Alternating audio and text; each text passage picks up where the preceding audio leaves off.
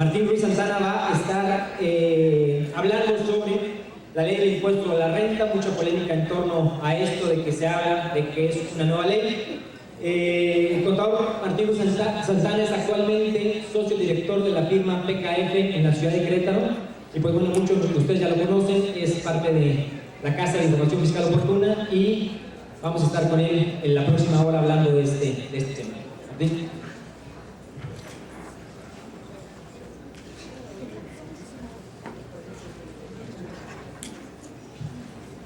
Buenas tardes. Buenas tardes.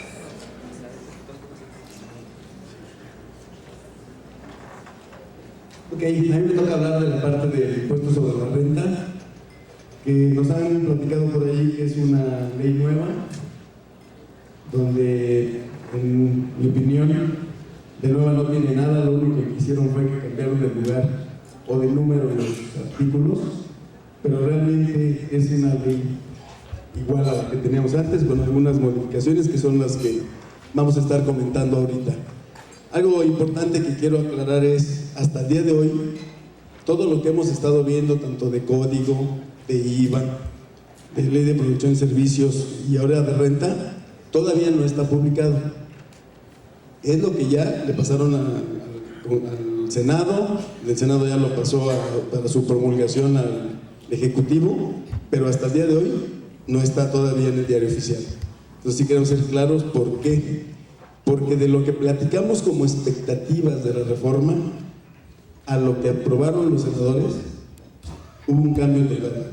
Pareciera que se le mandaron las 1998 hojas que se les mandaron a las cámaras para aprobar una reforma, y resultó que lo que salió del Senado fueron cosas muy diferentes. Entonces esperemos que no nos vayan a dar una sorpresa con lo que quede publicado. Que yo creo que no, pero bueno, vamos a analizar. Aquí les puse un cuadro para comparar lo que teníamos en el 2013 de la estructura de la ley del impuesto sobre la renta y lo que tenemos ahora para el 2014. Y como podemos observar, solamente hay cambios en los números de los artículos. ¿Qué viene significativo? Lo que les pongo con rojo es lo que se elimina.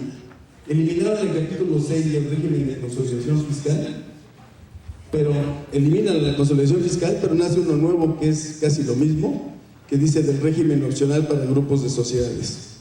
Por otro lado, nos eliminan el régimen simplificado, pero surgen dos que estaban metidos dentro del régimen simplificado, que es de los coordinados y el régimen de actividades agrícolas, ganaderas, silvícolas y pesqueras, lo que es el sector primario, que antes estaba también en el régimen simplificado. Las facultades de las autoridades también las eliminan aquí. ¿Por qué? Porque las pasan a código. Realmente no es que las quitaron. Luego viene del régimen intermedio de las personas físicas, así como las del régimen de pequeños contribuyentes, y en su lugar meten el régimen de incorporación. ¿Qué más cambios tenemos? ¿Sí? De la deducción inmediata, todo ese capítulo lo eliminan. Eso sí fue algo que pasó y ya se fue, ahorita lo comentaremos más adelante. Y lo del fomento al primer empleo, todo este capítulo 8 que teníamos del fomento al primer empleo también ya se va en esta nueva ley.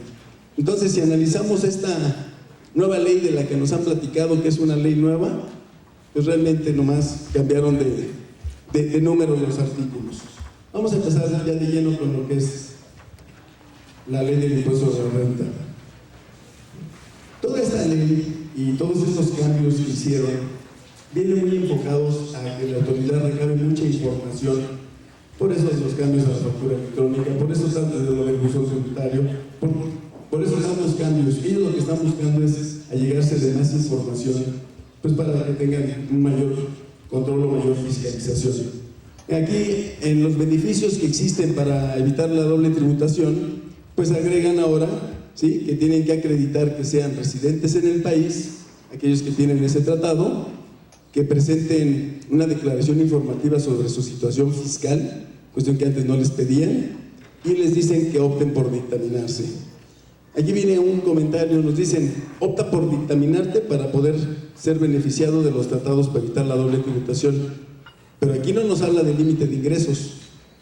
Quiere decir que entonces en la opción de los dictámenes que teníamos, que nada más era para los que van arriba de 100 millones, ya empezamos ahora con otras cosas. Aquí no nos habla de montos. Entonces, aquí podría ser cualquier persona, cualquier empresa, los que estarían sujetos a la opción del dictamen. Luego viene otro cambio fundamental, que es el cálculo del impuesto sobre la renta y de la PTU. Aparentemente no hay un cambio, porque lo que nos hace nada más es que nos mueven el procedimiento para determinar la utilidad fiscal. ¿Cómo era? Antes teníamos los ingresos acumulables menos las deducciones autorizadas, llegábamos a la utilidad fiscal, y aquí abajo, ya después de la utilidad fiscal, podíamos restar la PTU pagada en el ejercicio o las pérdidas fiscales de aplicar. Lo que hacen ahora es que en la redacción, ya para 2014, los dicen: a los ingresos acumulables, réstales las deducciones autorizadas y también la PTU pagada en el ejercicio. Pero también súmale los no deducibles del artículo 28, fracción 30, que es los ingresos exentos de los trabajadores, que vamos a ver más adelante. Y con eso llegamos a una utilidad fiscal ahora. Aparentemente, insisto, es lo mismo que lo tengamos aquí arriba o aquí abajo. Pero ¿dónde viene lo interesante de este cambio? Para nosotros determinar el coeficiente de utilidad, antes nos decía para 2013, a tu utilidad fiscal o pérdida fiscal, súmale las deducciones del artículo 220. Y ese monto lo vas a dividir entre los ingresos nominales. Y era como nosotros determinábamos nuestro coeficiente de utilidad. ¿Qué nos dicen ahora? Ahora dice nada más: a la utilidad, los ingresos nominales, la utilidad fiscal divídela entre los ingresos nominales. Entonces, puede ser como en este ejercicio, que aquí ya me dé una pérdida fiscal y que por ese motivo yo me tendría que ir a buscar mi coeficiente al año anterior. Este comentario lo hago porque no nomás nos puede beneficiar mucho el que la utilidad fiscal se vea disminuida con estos elementos de que nos restan ahora la PTU. Sin embargo, también, si se nos convirtiera en pérdida, nos puede implicar que nos lleve al ejercicio anterior. ¿Qué quiero decir con esto? Que cuando nosotros estemos programando nuestro cierre del ejercicio 2014, tenemos que estar revisando lo que puede pasar en 2015, porque si traemos en 2013 un coeficiente alto, con una aplicación de la utilidad fiscal, como puse en el ejemplo aquí, ya nos ocasionaría irnos a un ejercicio anterior. Entonces, este es uno de los cambios significativos a nivel de la determinación de la utilidad fiscal. No cambia a como lo teníamos antes, nomás cambia en la redacción y en la forma en que queda la utilidad fiscal. Pero también tenemos una diferencia con la PTU. En la PTU nos decía que teníamos ingresos acumulables, deducciones. Bueno, primero cambia en la PTU, que ya no vamos a utilizar aquel procedimiento de que calculábamos los ingresos acumulables para PTU y las deducciones autorizadas para la PTU, y de ahí sacábamos una base y aplicábamos el cálculo que íbamos a pagar. Ahora nos dicen que no, que va a ser la misma utilidad fiscal, nada más que nos dicen los ingresos acumulables menos las deducciones autorizadas, y sí le vas a sumar los no deducibles del artículo 28. Estos no juegan en renta, pero juegan en la PTU. Y con eso vamos a determinar nuestra utilidad fiscal para la base de la PTU. Entonces ya nos empiezan a hablar otra vez de dos bases. La utilidad fiscal para renta es sin considerar el artículo 28, fracción 30. Pero para la PTU, toda aquella parte que vamos a hacer no deducible por los ingresos exentos de los trabajadores es lo que nos va a hacer una base diferente de la PTU. Aquí adelante pusimos otro ejemplo. También es nada más el acomodo de las cifras, porque ahora, insisto, la PTU es la que viene a jugar un cambio muy importante. Vean con las cifras de antes cómo cambia, cómo disminuye nuestra utilidad fiscal.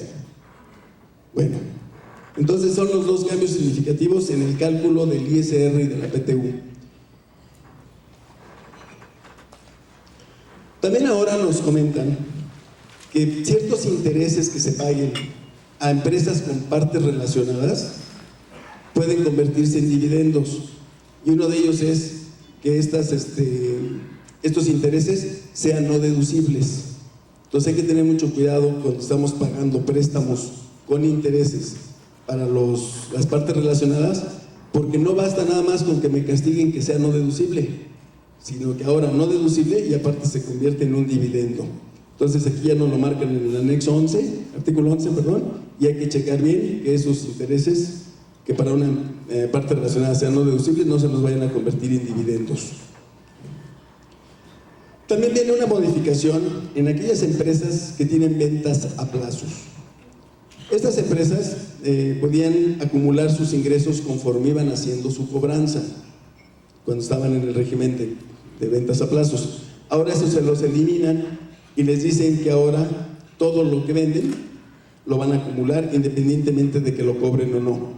Y en un transitorio, en su fracción 11, les dicen que los saldos que tengan anteriores, porque ya venían en ese régimen, pues les dan ahí una manera como lo vayan acumulando para que se emparejen al nuevo esquema. Pero aquí lo interesante es que las ventas a plazos ya para ellos no existen. Algo que no está muy claro es que solamente habla de las personas morales. Esta parte de las ventas a plazos no las menciona para las personas físicas. Por lo tanto, una persona física, si traía ventas a plazos, hasta la fecha seguiría igual.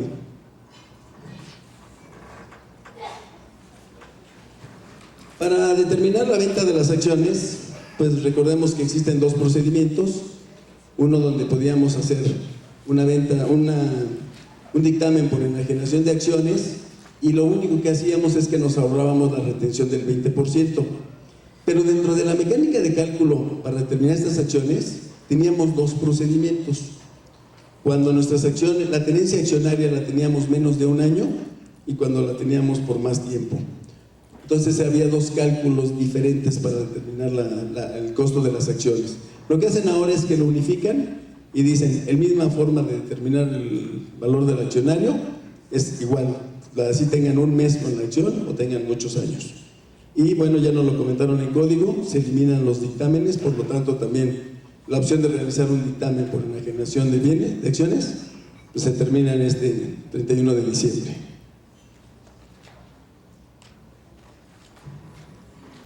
En relación a las aportaciones a los fondos de pensiones y jubilaciones, nos referimos a aquellos que no son los obligados por las autoridades como el SAR, sino las aportaciones que las empresas realizan a esos fondos adicionales, pues les ponen un requisito para que sean deducibles y dice que nada más sea hasta el 47% de la aportación que realizan. Pero dice, y si además esas aportaciones que estamos dando adicionales a los fondos de pensión o jubilación para la persona física que lo recibe el beneficio es exento, entonces en vez del 47% es el 53% lo que no sería deducible. Con los requisitos de las deducciones al implementar ciertas reformas en esta ley del impuesto sobre la renta, pues en las instituciones de enseñanza, artículo 27, fracción primera, antes venía que las instituciones de enseñanza podían recibir donativos. Ahora nomás le agregaron que estén autorizados para recibir donativos, el título tercero de esta ley. Entonces, para que podamos dar un donativo a una institución de enseñanza, tiene que ser una donataria autorizada. Dentro de otros de los requisitos para las deducciones, le ponen un tope máximo a los donativos que se dan a favor de la federación o de las entidades federativas, los municipios o sus organismos descentralizados. Y les dice que no podrá exceder las aportaciones al gobierno a más de un 4%. Pero también me hace una aclaración, ese 4% forma parte de aquel tope que tenemos para hacer los donativos, que es un 7% de nuestra utilidad fiscal. Entonces no me lo maneja como algo adicional. Dice, tú solamente puedes dar donativos hasta un 7% de tu utilidad fiscal. Y dentro de ese 7% no puedes pasarte de un 4% cuando sea para el gobierno. Entonces es uno de los cambios que hicieron aquí, que limitaron el porcentaje del donativo para las autoridades. Nos quitan la posibilidad de hacer deducible un gasto si no teníamos la factura con el simple hecho de que apareciera en el estado de cuenta. Se acuerdan que el estado de cuenta vino a tener muchas facilidades para comprobar gastos, y pues ahí nomás nos pedían que apareciera el RFC de a quién le pagábamos, que separáramos el IVA y con el estado de cuenta podíamos hacer deducible. Esa opción que venía en el artículo 27, fracción tercera, nos la quitan. Entonces, a partir de 2014 ya no podemos utilizar el estado de cuenta como una forma de comprobación fiscal. Dentro de los requisitos de las deducciones viene un cambio significativo para todas las empresas. Cuando se trata de los salarios o los asimilables a salarios, nos dicen ahora que es un requisito para hacer deducible la nómina, adicional a que estén en el Seguro Social y todos los requisitos que venían, que se expiden y entreguen comprobantes fiscales a las personas que reciban pagos por sueldos y salarios, y que este comprobante fiscal digital pues también puede usarse como recibo o constancia para la legislación laboral. ¿A qué nos están llevando? Que ahora el pago de la nómina, nosotros como patrones, cuando hacemos el pago de la nómina y expedimos el recibo con el que vamos a hacer el pago de la nómina, ahora tenemos que emitir un comprobante digital por cada trabajador, y esa carga es para el patrón. Acuérdense que a medida de asalariados, toda esa carga siempre se la han dejado a los patrones. Pero si adicional tenemos asimilables a salarios, antes bastaba con un comprobante sencillo, simple, de cómo era el requisito para deducir un asimilable a salario, no más que llevar a su retención. Bueno, ahora también los asimilables a salarios tienen que emitir un comprobante digital. ¿Qué pasa? Que hasta la fecha no se sabe qué vamos a hacer o cómo van a ser esos sellos. Primer preocupación, la primera nómina de 2014 es el día 3 de enero. Vamos regresando de vacaciones el día 2 y el día 3 ya hay que hacer la primera nómina. Y ese pago ya hay que hacerlo, y hay que hacerlo con sus requisitos fiscales y con un comprobante digital. Esa parte no me preocupa. Lo que me preocupa es que no nos han dicho cómo vamos a conseguir los sellos de los trabajadores. Porque yo no creo que de aquí en diciembre el SAT vaya a tener citas para las firmas electrónicas de todos los trabajadores. Hasta la fecha no han anunciado cuál va a ser el método. Se ha preguntado a las compañías que ofrecen el timbrado de nómina, como NOI, COMPA, todos ellos, y también no tienen las reglas muy claras de cómo va a ser ese sello digital para que ellos o los trabajadores puedan emitir sus sellos. Lo que nosotros sí proponemos es, con los asimilables, apurémonos en lo que resta del año, a que sí tengan su firma electrónica, que sí estén bien, porque ellos sí van a timbrar como cualquier empresa que tiene sus facturas. Con lo único que sí yo me esperaría es con los trabajadores, hasta que nos digan las reglas de cómo vamos a dar de alta a los trabajadores para que podamos emitir ese comprobante fiscal. Es un cambio fuerte, pero que aplica el día 3 de enero, que es el pago del primer nómina. O hacer estrategias de pagar la semana 54, sacar ante la nómina desde este año, para que por lo menos tengan 8 días más en lo que se acomodan con el nuevo esquema de salarios. Pero ya es un requisito de las deducciones que se emite un comprobante fiscal. También en cuestiones de la nómina viene una modificación. Todo lo que tiene que ver con los vales de despensa, nos dicen ahora que tienen que ser esos vales de despensa por medios electrónicos. Se tienen que dar por medio de un monedero electrónico. Ya los vales de despensa que no vengan electrónicos o de un monedero ya no serían deducibles. Pero también nos aclaran algo, que esos monederos tienen que ser autorizados por el SAT. Y también hasta la fecha no han dicho cuáles son las compañías que tienen autorizados esos monederos. Por lo pronto hay que ir estando atentos en los que tenemos en las nóminas pago de despensas, para ir preparándonos que tenemos que hacer un cambio y emigrar a los monederos electrónicos. ¿Qué es lo que busca la autoridad? La autoridad lo que quiere saber es quién se está gastando ese dinero, quién lo utiliza. Antes les dábamos los papelitos o ni se los dábamos y la autoridad no tenía una manera de corroborar quién se lo gasta. Para eso ahora lo están metiendo de una manera electrónica. En relación a los requisitos para donar los inventarios que han perdido su valor, que ya no nos sirven dentro de la empresa, antes nomás nos hablaba del procedimiento de la destrucción de inventarios y podíamos hacer deducibles los inventarios que habían perdido su valor. Ahora lo limitan y dice, tratándose de bienes básicos para la subsistencia humana en materia de alimentación, vestido, vivienda o salud. Ya, por eso le puse en la imagen, ya que les regalo las llantas que para una institución o que cosas de ese tipo, ya no, solamente lo que tenga que ver con alimentación, vestido, vivienda o salud. Lo demás no sería deducible. Dentro de los requisitos de las deducciones también en los establecimientos permanentes habla de los extranjeros. Ahí lo único que están aclarando es que el valor de los bienes que reciban los establecimientos permanentes nunca podrá ser superior a que se reportó en las aduanas. Se estilaba que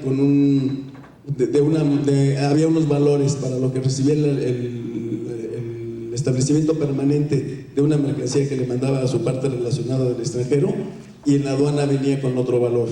Ahora lo que hacen tiene que coincidir lo que dice la aduana con lo que están recibiendo como un valor de los bienes a nivel de los establecimientos permanentes. Esto es reforma que antes no existía. Las cuotas patronales también a nivel de la nómina, nos decían antes que todas las cuotas patronales o las cuotas de seguridad social y que las pagaba el patrón eran deducibles.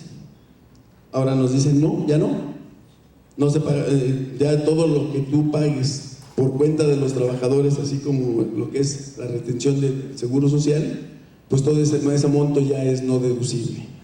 Sí me aclaran en el artículo 93 que no es acumulable para el trabajador. Si la empresa, independientemente de que sea deducible o no, le sigue pagando las cuotas a sus trabajadores del seguro social, para la empresa son no deducibles, pero también para el trabajador van a seguir siendo no acumulables. Entonces, cuotas del seguro social ya no van a ser deducibles. Tenemos que reacomodar muchas cosas de nuestra nómina.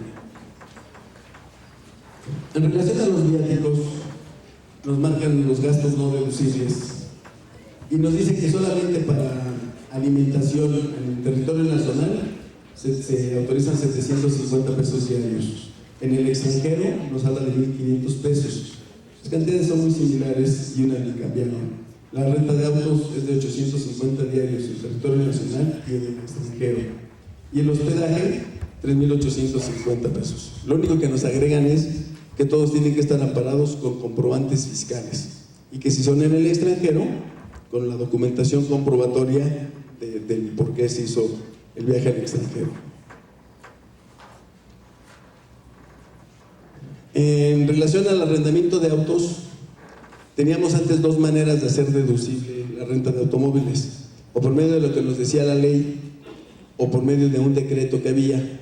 Ahora ya el decreto no tiene validez para 2014 y dejan todo en un monto de 200 pesos diarios por unidad para lo que son las rentas de automóviles. Vuelven a aclarar que los aviones y embarcaciones que no tengan permiso del gobierno federal para explotarlos comercialmente son no deducibles y que las casas de recreo en ningún caso serán deducibles. Consumos en restaurantes, nos habían anunciado que se eliminaba toda posibilidad de deducción, finalmente no, nos aclaran que van a ser deducibles solamente en un 8.5%, pero recordemos la condicionante, invariablemente tiene que pagarse con tarjeta de crédito, de débito o de servicios o algún monedero electrónico de los que autoriza el SAT. Entonces el consumo en restaurantes solamente al 8.5%. No hay que confundirnos con los que nos marcan los viáticos, que son después de 50 kilómetros del área donde estamos. Esta parte que se ha hecho muy polémica, que es la parte de los ingresos exentos de los trabajadores. Ha habido confusión porque pareciera que solamente nos están hablando de la previsión social, pero fíjense lo que nos dice aquí el artículo 28, fracción 30. que esto es de lo que cuando estaba yo hablando de la base para la PTU teníamos que sumar. ¿Sí? Este punto es el que les hablé hace rato. Dice que la deducción de las erogaciones por remuneraciones, que a su vez sean ingresos para el trabajador, considerados total o parcialmente exentos por la ley, solamente habrá una deducción hasta el 47% de las remuneraciones exentas. ¿A qué se refiere? Cuando nosotros pagamos el aguinaldo, nosotros como empresa hacemos deducible el 100% del aguinaldo, pero el trabajador tiene 30 días de salario mínimo exentos. A esos 30 días de salario mínimo exentos es a los que se está refiriendo este artículo. A los 15 días por vacaciones, a los 15 días por PTU. A todos los ingresos exentos de los trabajadores son los que los están limitando a un 47% nada más de deducibilidad. Y sí, tiene que ver también la previsión social, todos los pagos que nosotros como empresas hacemos deducibles y que para el trabajador sean exentos. Pero sí hice la aclaración de la previsión social porque no solamente se refiere a la previsión social. En alguna reunión me decía un cliente, pues que yo no manejo ni despensa ni nada, yo no tengo ese problema, ¿no? Sí, todos pagamos aguinaldo, todos pagamos vacaciones. Entonces, sí quiero que sea muy claro.